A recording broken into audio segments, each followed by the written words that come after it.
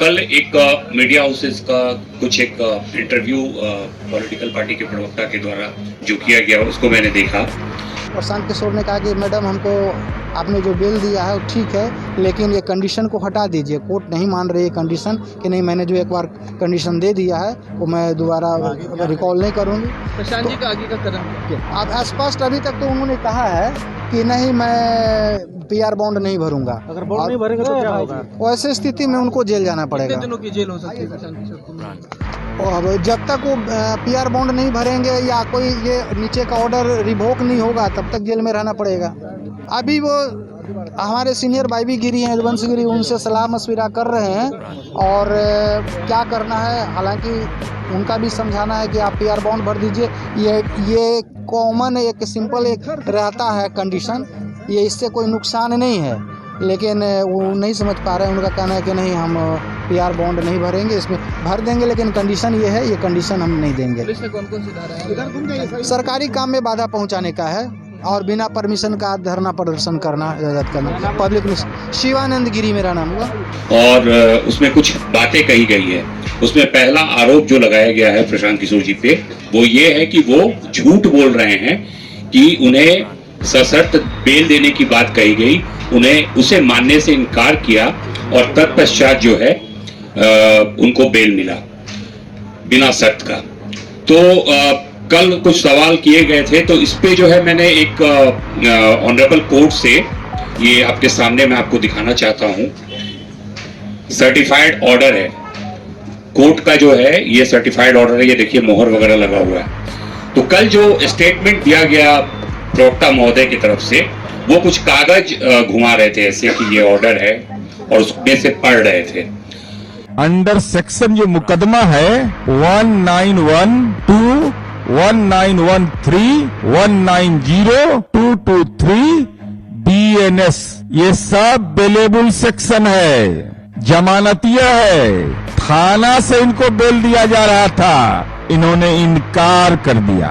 Allegations लगाए गए हैं, जो भी ऑफेंसेस के एलिगेशन लगाए गए हैं वो सब के सब बेलेबल हैं। इनको थाने से ही बेल मिल जाना चाहिए था कायदे से। पता नहीं किसके इशारे पे इनको 6, 7, 8 घंटा पूरा घुमाया गया है पटना, कहाँ कहाँ गए हैं पता नहीं, और घुमा फिरा के फिर इनको न्यायालय में ले जाया गया। तो पता नहीं आप लोगों को, मुझे तो नहीं दिखा वो ऑर्डर, आप लोगों को दिखाया गया या नहीं दिखाया गया। मैं आपके सामने, मैं चाहूंगा कि आप लोग इस पे फोकस करें और देख ले। ये सर्टिफाइड कॉपी है, ऑनरेबल कोर्ट का साइन कॉपी कल सामने मेरे पास उपलब्ध हो पाया है। इसमें मैं एक बात कहना चाहूंगा कि फर्स्ट हाफ में जब प्रशांत जी को वहां लेके जाया गया तो ऑनरेबल जो हमारे लर्नेड सीनियर हैं वाईवी गिरी जी और उनके जूनियर्स वहां पे कोर्ट रूम में थे अवेलेबल। कोर्ट हियरिंग प्रोसेस में ही चल रहा था। सेकेंड हाफ में तकरीबन 2:30 बजे के आसपास, 3 बजे के आसपास जब मैं सिविल कोर्ट पहुंचा, इस जानकारी के बाद प्रशांत जी से मेरी कुछ बात हुई और मैं अंदर कोर्ट के अंदर गया और मेंशन किया कि क्या मैडम आपने ऑर्डर पारित कर दिया है, ऑर्डर साइन हो गया है तो कॉपी दीजिए। और अगर ऑर्डर हो जाता उस समय तक, तब तो वो बेउट के अंदर रहते उसी समय 2 बजे तक। ये बहुत कॉमन सेंस की बात है, नॉर्मल बात है, इसको समझने की जरूरत है। कोर्ट हियरिंग प्रोसेस में था, उन्होंने अलाउ किया, ऑनरेबल कोर्ट ने मुझे अलाउ किया कि हाँ आप अपनी बात रखिए, आपको क्या रखना है। तब मैंने उन्हें बताया कि जैसा कि आप देख रहे हैं कि इसमें जो भी चार्जेस लगे हुए हैं, सेक्शन 190, 191 क्लॉज 2, 191 क्लॉज 3 एंड 223, ये सब के सब बेलेबल हैं। मैक्सिमम जो प्रोविजन है इसका पनिशमेंट का वो 191(3) में है। और सुन के आप लोगों को बड़ी हंसी आएगी, ये कहता है राइटिंग विद डेडली वेपन्स। तो आप सभी लोग कवर कर रहे हैं पिछले 6-7 दिन से गांधी त्रिमूर्ति के नीचे प्रशांत किशोर जी और बाकी जो भी स्टूडेंट्स या उनके जो भी सपोर्टर्स जनसुराजी लोग वहां बैठे हुए, उनमें से किसी के हाथ में आपने एक छोटा डंडा भी देखा है क्या, एक छड़ी भी देखी है क्या? मेरा ये प्रश्न आप लोगों के माध्यम से पूरे जनता को ये इसका बताना पड़ेगा, पुलिस को भी बताना पड़ेगा कि आप जो ये सेक्शन एप्लीकेबल किए हैं, और जैसा आनंद भाई ने कहा, इनसे मैं पूरी तरह से इनके साथ हूं। इन्होंने बहुत अच्छी बात कही कि डीके बासु के गाइडलाइंस को भी ये लोग नहीं मान रहे हैं। तो अब कैसी पढ़ाई हो रही है, कैसी ट्रेनिंग चल रही है इनकी कि कौन सा सेक्शन लगाना है कौन सा नहीं लगाना है। राइटिंग विद डेडली वेपन्स, क्या किसी भी स्टूडेंट के हाथ में एक छड़ी तक नजर आई है किसी को? बेचारे बच्चे सुबह 4 बजे कंबल ओढ़े उस कड़ाके की ठंड में खुले आसमान के नीचे पड़े हुए हैं। अगर कंबल और मफलर वेपन है तब तो कमाल है भैया। बिहार पुलिस की नजर में अगर आप कंबल ओढ़ते हैं और मफलर पहनते हैं तो ये डेडली वेपन्स है। और राइटिंग कहाँ पे दिखा आपको? आराम से सुबह 4 बजे का एवरी डे, पिछले 2 दिन से 2 रात तो मैं खुद था। जिस दिन उनको गिरफ्तार किया गया अनफॉर्चुनेटली 3 बजे मैं वहां से निकला हूं, तो सब शांतिपूर्वक ढंग से बैठे हुए सत्याग्रह कर रहे हैं। और मैं इन तमाम राजनेताओं से आग्रह करता हूं कि कृपया सत्याग्रह मूवमेंट के बारे में एक बार पढ़ लें। गांधी जी की दुहाई बार बार आप लोग देते हैं। सत्याग्रह किस तरीके से होता है और प्रशांत जी का जो आमरण अनशन है वो कैसे उपद्रवित तरीके का था, ये आप बता दीजिए हमको।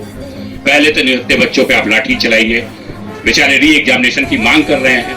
गलती तो आप किए हैं, आपने एडमिट किया है आयोग ने इसको एक तरीके से। The moment you cancel the examination of बाबू परीक्षा के of 12,000 or perhaps 18,000 students, meaning thereby you admitted your fault कि आप गलती किए हैं। ऐसे ही कर दिया क्या 18,000 स्टूडेंट का आपने एग्जामिनेशन कैंसिल। अब आते हैं कोर्ट में, फिर वही प्रोसेस हियरिंग की चल रही थी। ऑनरेबल ने सुना मुझे शांतिपूर्वक ढंग से।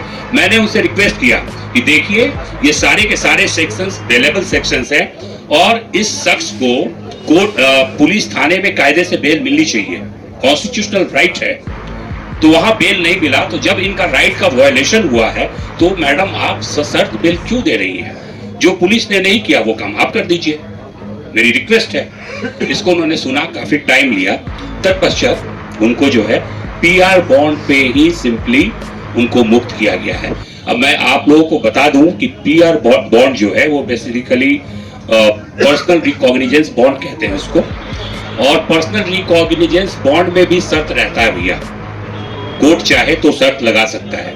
लेकिन मैं आप लोगों को क्लियर कर देना चाहता हूं कि उसमें चूंकि वो पीआर बॉन्ड मैंने ही ड्राफ्ट किया था, वो पीआर बॉन्ड मैंने अपने हाथों से हैंड रिटेन ऐसे ही एक A4 के कागज पे अपने हाथ से लिखा है। वो यहाँ नहीं है, कोर्ट का रिकॉर्ड है, कोर्ट में होगा। उसमें 4 बातें मैंने लिखी है। अब आप बताइए कि क्या वो शर्त है या फिर वो तथ्य है। पहली बात उसमें जो लिखी गई कि I M accused in this case, मैं इस केस में अभियुक्त हूं, मतलब 5/2025 गांधी मैदान PS केस। तो क्या ये बात शर्त है कि तथ्य है कि मैं इस केस में अभियुक्त हूं? वो अभियुक्त थे, लिखा उन्होंने। दूसरी बात जो लिखी गई उसमें ये लिखी गई कि I am being enlarged on bail by this honourable court, इस कोर्ट के द्वारा मुझे जमानत पर मुक्त किया जा रहा है। ये शर्त है या तथ्य है, ये आप डिसाइड कीजिए, ठीक है। तीसरी बात जो लिखी गई वो ये लिखी गई, I will cooperate the police in investigation and face the trial। मतलब मैं बिहार पुलिस को अगर वो इन्वेस्टिगेट करते इस मैटर को तो उसमें सहयोग करूंगा, और अगर ट्रायल चलता है, विचारण चलता है, तो मैं कोर्ट में अपीयर होऊंगा। तो ये भी क्या शर्त है क्या? कोई भी भारत का नागरिक या भारत के संविधान को मानने से जो इनकार करेगा वही बोलेगा कि हम पुलिस को इन्वेस्टिगेशन में मदद नहीं करेंगे, और अगर मेरे अगेंस्ट ट्रायल चलेगा तो मैं इसको फेस नहीं करूंगा। ये कोई हार्ड एंड क्रिमिनल इस तरह का बात कर सकता है, एक टेररिस्ट इस तरह का बात कर सकता है। चौथा बात मैंने लिखा, अगर मैं ट्रायल नहीं फेस करूंगा और मैं पुलिस को कोऑपरेट नहीं करूंगा तो मैं 25,000 रुपया सरकार को दूंगा। तो आप लोग खुद ही डिसाइड कीजिए कि इसमें से कौन आपको शर्त लगता है।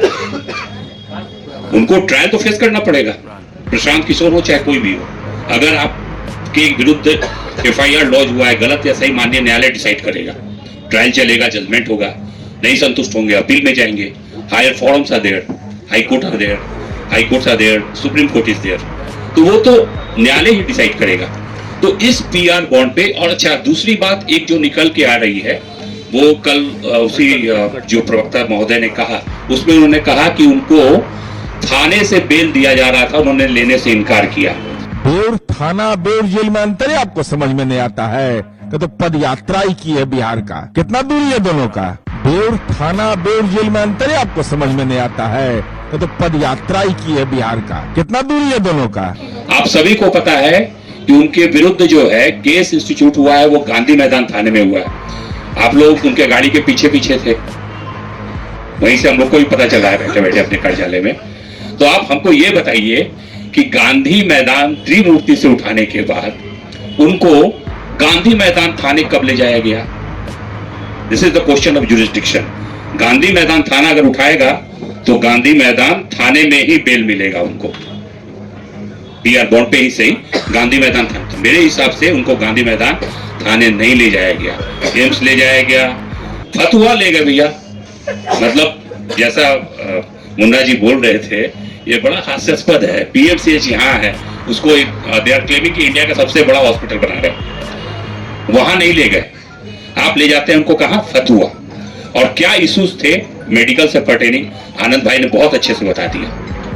डर तो रहेगा ही ना, पता नहीं कौन सा निडल घुसा दोगे, क्या कर दोगे, तुम्हारा कोई ठीक नहीं है। तो वो एक बात है कि आप जो है क्या गांधी मैदान थाना ले गए, पहली बात। दूसरी बात, बेऊर जेल में जाते हुए वीडियो है, हमारे पास है वीडियो वहां का, वो आपको हम दिखा देंगे। जो डीएसपी साहब का स्कॉर्पियो है, थाने की गाड़ियां हैं, जेल के अंदर ले गए ये लोग। यहां भी जब ये क्लियर हो गया, क्योंकि Prashant ji was not sure, बाहर पुलिस जब उनको ले गई, उनके हाथ में माइक थमा दी कि ये भीड़ हमसे कंट्रोल नहीं होगा, या तो ये उग्र बच्चे कुछ कर डालेंगे और फिर बदले की मतलब कार्रवाई में हमें गोली चलाना पड़ेगा। तो वो अपना जो है माइक उनको थमा दिया कि आप इनको कंट्रोल कीजिए। अब आप समझिए इस बात को। पहले आनंद जी को बोला गया एम्स में, तो इनको भी बिठा दिया गया अलग गाड़ी में, नहीं आप भी अंडर अरेस्ट हैं। तो वहां पे वो बजाबते बच्चों को शांत किया है, ये सब चीज देखने की है। उसके लिए आपने एफआईआर कर दिया कि वहां पे वो उपद्रव मचा रहे थे। आप लोगों ने देखा है वहां पे कौन क्या उपद्रव मचा रहा था। आप कहां लेके गए वहां से उनको, और किस ऑथोरिटी से, without getting the remand order, आप किस ऑथोरिटी से उनको जेल लेके गए?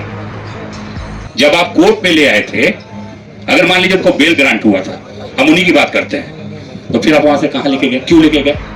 उनको तो वहां से फ्री हो जाना चाहिए था। हम लोग माला वाला पहना के ले आते उनको, कहां लेके गए ये प्रश्न है। ये क्लियर है, वीडियो भी है, आप बोलेंगे तो हम दिखा देंगे वहां का कि बेऊर जेल के अंदर ले जाया गया। और आप लोग के माध्यम से मैं कहना चाहूंगा कि वो तमाम ऑफिसर्स और जितने भी कर्मी थे पुलिस के जो प्रशांत जी के साथ थे, उनका मोबाइल लोकेशन जो है स्पेसिफिक 4 बजे से 6 बजे तक का पुलिस के पास होगी। पुलिस निकाले इसको और आपके बीच रखे कि वो कहां गए थे। बेऊर जेल में गए हैं, बेऊर जेल से निकल के बेऊर थाने के गेट तक आए हैं, जहां मैंने खुद उनको रिसीव किया है और फेसबुक पे मैंने फोटो भी डाला है एट द मोमेंट। वहां से निकलते हुए कुछ मीडिया के भाई बंधु वहां थे, जब बेऊर से बाहर हम लोग निकल रहे थे इनोवा से, ललन से थे हमारे साथ, तो वो फ्लैश वगैरह कैमरा कहीं ना कहीं है वो, ठीक है। बेऊर थाने के अंदर भी ले जाया नहीं गया। चौथी इंपॉर्टेंट पार्ट, इस ऑर्डर में लिखा हुआ है कि आईओ ने अपने डायरी में लिखा है कि प्रशांत किशोर ने अपना मेडिकल एग्जामिनेशन कराने से इनकार किया, ये बात लिखी हुई है। दूसरी बात ये लिखी हुई है कि अरेस्टिंग मेमो को साइन करने से इनकार किया, लेकिन उनके अधिवक्ता के कहने पे उन्होंने अरेस्टिंग मेमो पे साइन किया। लेकिन जो सबसे इंपॉर्टेंट बात है वो ऑब्जर्वेशन लर्नेड कोर्ट का है, और इन वर्बेटिम में पढ़ देना चाहूंगा, सुन लीजिए। This accused has been produced before court from police custody. This matter pertains to section 191(2), 191(3), 190 and 223 of BNS, which are available in nature. The next line is very important. It is a matter of great surprise that there is no version of police. ये बहुत आश्चर्य की बात है कि police का कोई version नहीं आया है।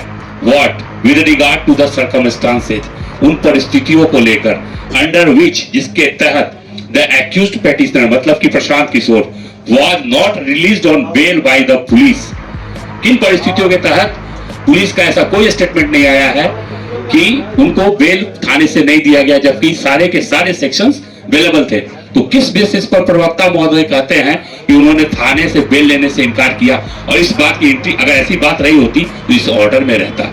आप लोग चाहें तो ये इसका ये ओरिजिनल का सर्टिफाइड कॉपी है हमारे पास, आप इसको देख सकते हैं, जो डिक्टेटेड करके साइन किया हुआ एसडीजीएम पटना का।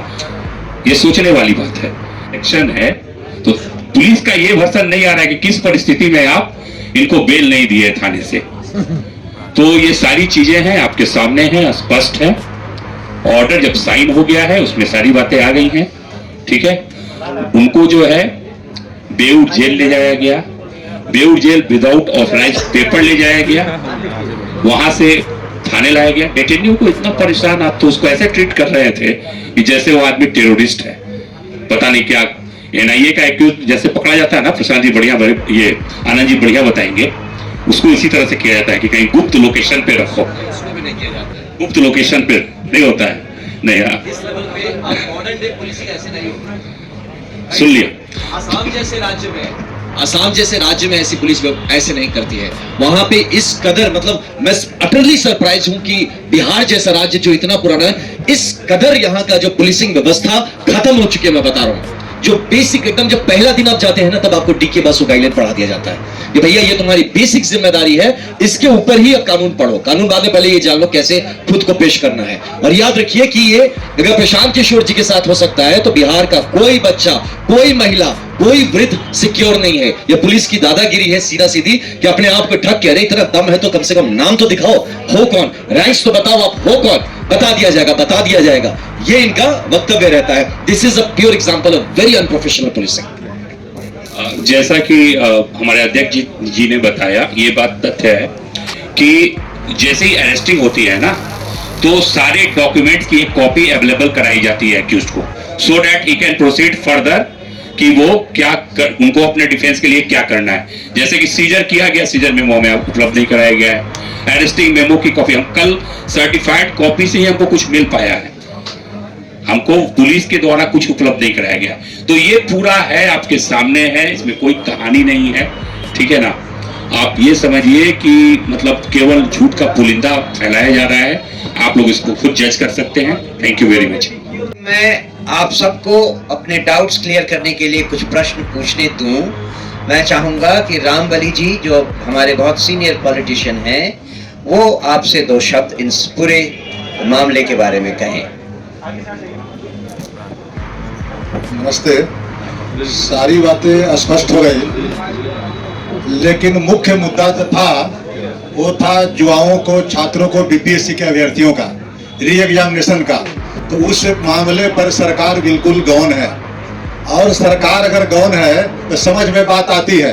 तो जो विपक्ष के नेता की भूमिका होनी चाहिए थी मिस्टर तेजस्वी यादव जी को, तो तेजस्वी यादव जी भी आज हमारे इस मुहिम के खिलाफ हैं। यानी लगता है कि सत्ता और विपक्ष दोनों को युवाओं की चिंता नहीं है। तो मेन जो थीम है उससे डाइवर्ट करने के लिए कभी वैनिटी वैन की बात हो रही है, कभी प्रोसेस की बात हो रही है, कभी पुलिस की और कोर्ट की बात हो रही है। तो पुलिस, कोर्ट, वैनिटी वैन या सत्याग्रह, वो सब किसके लिए था? वो सब था कि बीपीएससी अभ्यर्थी के री एग्जामिनेशन के लिए। उसके लिए प्रशांत जी आज भी अनशन पर बैठे हुए हैं। ठीक है, अपना इलाज करा रहे हैं, आईसीयू में हैं। इलाज से जब मुक्त हो जाएंगे तो फिर कोई सार्वजनिक जगह पर अनशन स्टार्ट करेंगे, फिर सब आप लोगों को बता दिया जाएगा। लेकिन मुख्य जो मुद्दा था वह मुद्दा जहाँ के तहाँ है। इसलिए मेरा कंसर्न और आप तमाम लोगों का कंसर्न होना चाहिए कि जो विद्यार्थियों का भविष्य है, जो अभ्यर्थियों का भविष्य है, वह आज भी अधर में लटका हुआ है। इस पर जल्दी से जल्दी सरकार को और विपक्ष को अपना स्टैंड जो है क्लियर करना चाहिए। बस एक इंफॉर्मेशन और आपको दे दें कि प्रशांत किशोर जी की अभी की तबीयत कैसी है। आज 8वां दिन चल रहा है, 7 दिन पूरा हो गया है, आज 8वां दिन चल रहा है। और उसके बारे में और डॉक्टर्स की राय के बारे में मैं चाहूंगा हमारे साथी ललन जी आपको कुछ बताएं। पार्टी के उपाध्यक्ष ललन जी। जब प्रशांत किशोर जी रिहा होके शेखपुरा हाउस लौटे, उस दूसरे सुबह में उन्हें पेट में काफी दर्द हुआ, लेकिन उन्होंने मुझे फोन किया लगभग 8:30 बजे। मैं वहां पहुंचा और मैंने उनसे रिक्वेस्ट किया कि आपकी हालत जो है बिगड़ रही है, आप फास्ट तोड़ दें। उन्होंने कहा कि नहीं, मुझे हॉस्पिटल आप ले चलिए, मैं फास्ट नहीं तोड़ूंगा और मैं हॉस्पिटल में भी फास्ट जारी रखूंगा। तो मैं उन्हें मेदांता में जाके एडमिट कराया। डॉक्टरों ने उन्हें देखा, उन्हें काफ़ी जो है इन्फेक्शन हो गया है, निमोनिया का अटैक है और उनके किडनी में स्टोन हो गया है। साथ ही साथ जो है उन्हें पेशाब जो है रुक रुक के हो रहा था, काफ़ी कॉम्प्लिकेशंस हैं। चेस्ट में भी जो उन्हें कंजेशन हो गया था। तो इन सब के लिए ट्रीटमेंट शुरू हुआ और अभी ये ट्रीटमेंट चल ही रहा है। लेकिन उनका कहना है कि वो हर हाल में जो है मांग पूरी होने तक अनशन पर रहेंगे। निश्चित तौर पर उनकी हालत चिंताजनक है। हम लोगों ने डॉक्टरों से पूछा तो वो कह रहे हैं कि ये तैयार नहीं है कोई फूड लेने के लिए, और यदि फूड नहीं लेंगे तो इनका जो है रेसिस्टेंस कैपेसिटी जो है घटता जाएगा और फिर रोग से नहीं लड़ेंगे, अल्टीमेटली ये फेटल हो सकता है। इसके बावजूद जो है हम लोगों ने कल मुख्य सचिव महोदय से ये बात को कहा। प्रशांत किशोर जी जिस मुद्दे को लेकर थे वो कोई बड़ा मुद्दा नहीं था। उन्होंने ये कहा था कि वो एक छात्रों के डेलीगेशन से मिलने, कोई जन स्वराज के डेलीगेशन से मिलने की बात नहीं थी। उनकी बात को सुन लें और सुनने के बाद आपको जो करना है वो कीजिए।